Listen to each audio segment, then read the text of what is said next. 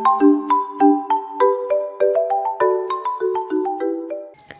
teman-teman, selamat datang di video pembelajaran oleh kelompok 13. Pada video kali ini, kita akan membahas topik yang sangat menarik, yaitu perbedaan individu dalam proses belajar.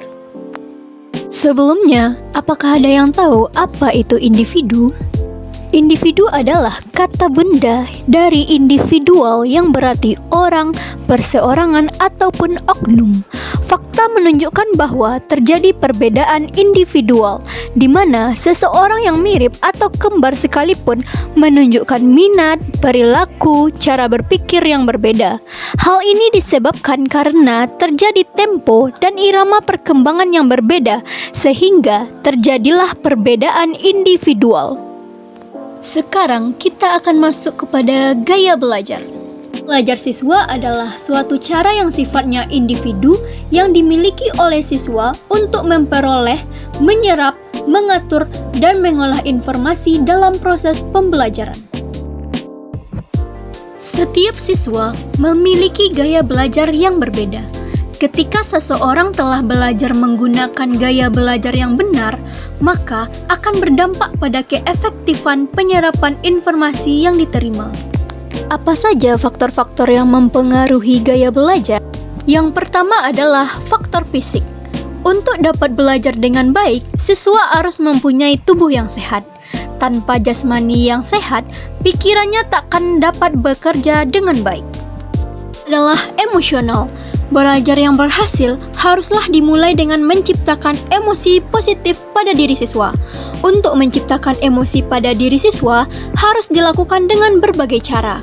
Di antaranya, menciptakan lingkungan belajar yang menyenangkan bagi siswa. Yang ketiga adalah sosiologis. Belajar sosial pada dasarnya adalah belajar memahami masalah-masalah dan teknik-teknik untuk memecahkan masalah tersebut.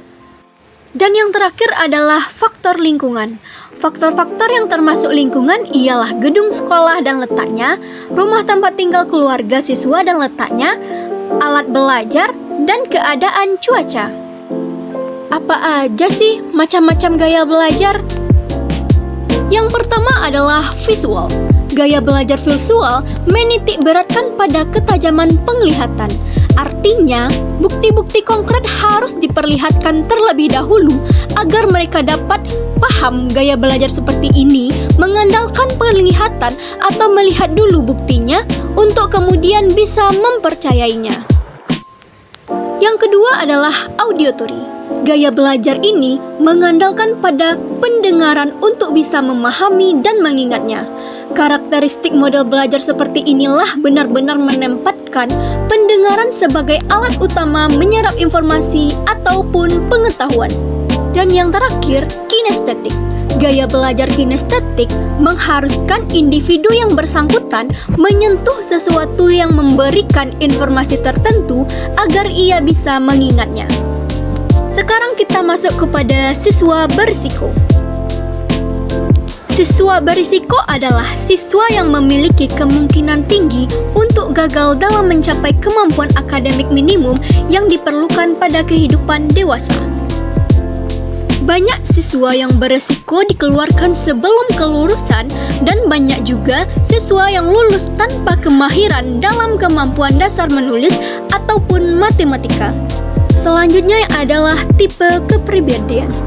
Karakteristik tipe kepribadian terbagi dua. Yang pertama adalah ekstrovert.